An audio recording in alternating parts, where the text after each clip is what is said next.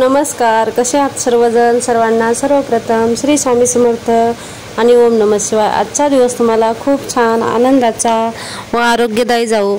तर कसे आहात सगळेजण? तर मी बऱ्याच दिवसानंतर तुम्हाला व्हिडिओ शेअर करत आहे. मध्ये काय प्रॉब्लेम झाला होता तो तुम्हाला एक व्हिडिओ मी थोडासा शेअर केलेला होता आणि आता थोडासा प्रॉब्लेम म्हणजे त्यातून थोडेसे आम्ही बाहेर आलेलो आहोत आणि आता पाहुण्यांची ये-जा चालू होती, ते पण आता झालेली आहे. तर म्हटलं चला 2-3 दिवसाचा थोडा जो ब्लॉग होता तो तुमच्याशी शेअर करावा.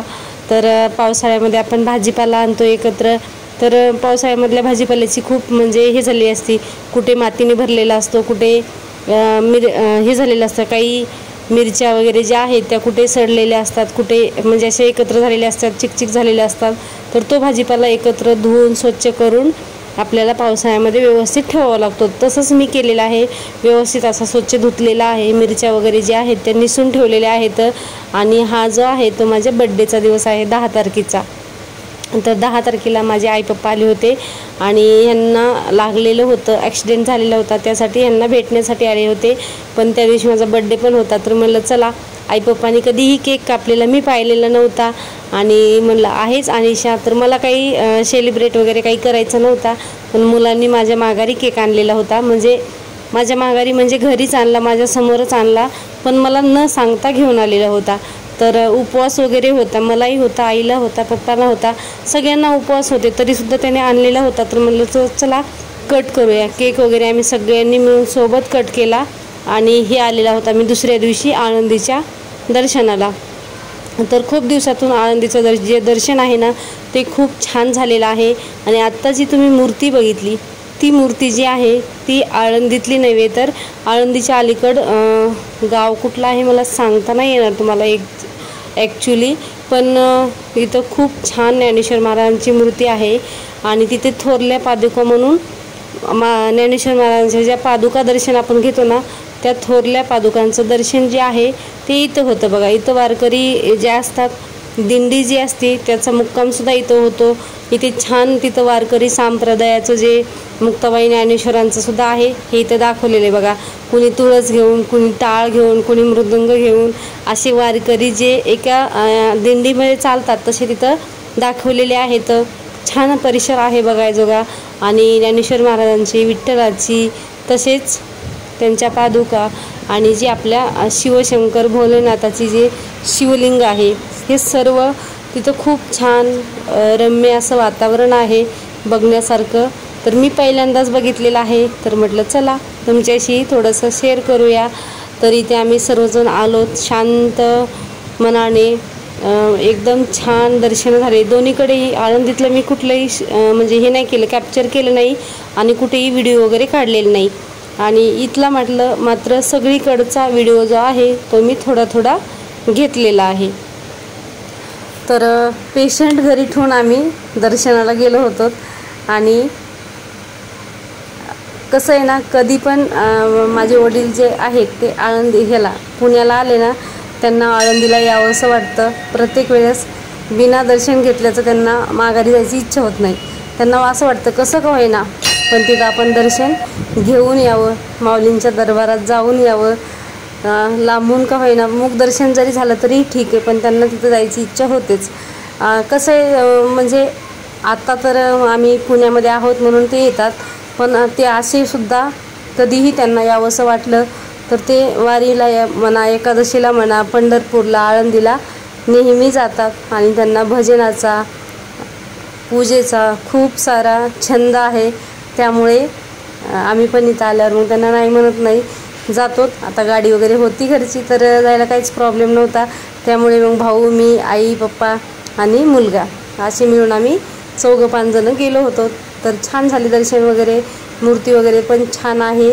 आणि काय झालेलं आहे इथं जी पंढरपुरामध्ये एवढी मोठी मूर्ती नाही, इथं तेवढी मोठी मूर्ती आहे. पण इथे अंधार बराचसा होता मंदिरामध्ये, वरी बांधकाम पण चालू आहे, त्यासाठी तुम्हाला एवढी दिसणार नाही आहे. पण भरपूर छान मूर्ती आहे इथे. दर्शन पण छान आरामात मस्त होतात. आता दिंडीच्या वेळेस कसे होतात ते मला माहीत नाही. तर हे बघा इथं पादुका एकदम छान दाखवलेल्या आहेत. मस्त गोल्डन कलरच्या स्थापित केलेल्या आहेत.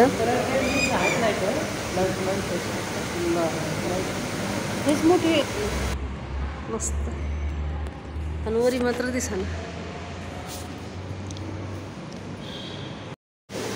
हा जो आहे तो बाहेरचा परिसर आहे. बाहेर चहू बाजूनं एका बाजूनं तुळशी लावलेल्या आहेत आणि एका साईडनं हनुमानाची मूर्ती आहे. एका साईडनं गाड्या वगैरे येतात आणि एका साईडनं प्रदक्षिणाचा रस्ता आहे.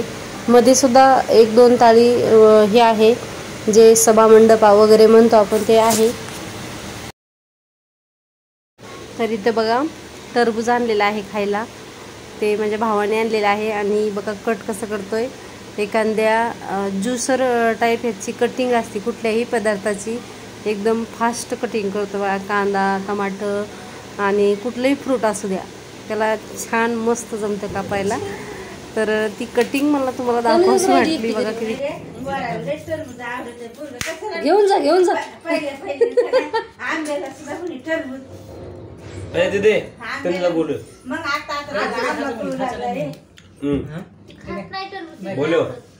त्याच्या बापाला येतच होता आण म्हणायचं. हा नाही खाती टरबूज बरोबर आहे. खाती कधी पण थोडं.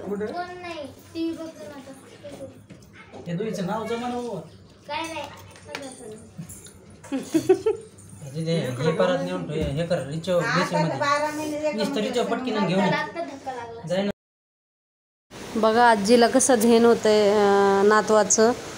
टरबूज खाताना कशी आठवण आली तर माझा नातू छोटासा आहे पण त्याला खूप टरबूज आवडतंय असं सांगते. म्हटलं घेऊन जा आता.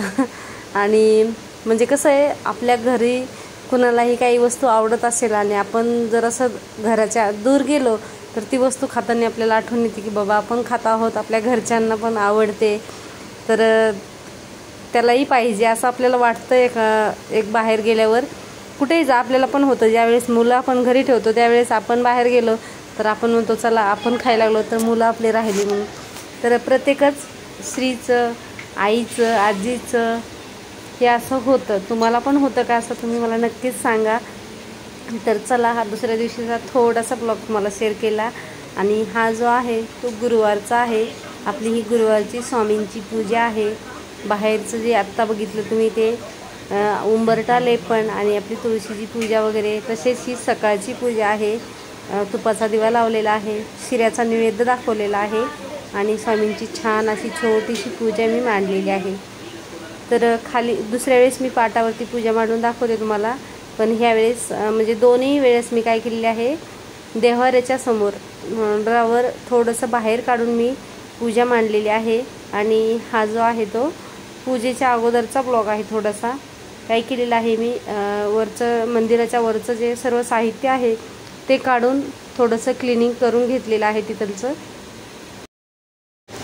फर्निचरवर भरपूर मोठ्या प्रमाणामध्ये धूळ बसते. आपण लक्ष दिले तर ते आपल्याला दिसून येते, नाही लक्ष दिलं तर तशीच साठून बसते आणि आपलं दुर्लक्ष होतं. मग एकदम भरपूर प्रमाणात झाल्यावर आपल्याला दिसते, पण एक आठवड्याला 15 दिवसाला त्याला थोडंसं स्वच्छ केलं तर ते क्लीन होतं. नसता मग काय होतं, थोडीशी वरची जरी धूळ निघली तरी पण जी सुरुवातीला बसलेली असते ना ते एकदम जाम होऊन बसते. मग आपल्याला त्याला पाण्याने किंवा घासणीनं घासत बसावं लागतं. मग त्यानं फर्निचर पुन्हा खराब होण्याची शक्यता असते. एक आपलं काही जास्त प्लाऊड असतं, जास्त काय एवढं ओरिजिनल फर्निचर पण नसतं. त्यासाठी मग थोडं थोडं एक 4-8 दिवसाला हात फिरवत राहिलं तर ते स्वच्छ राहतं.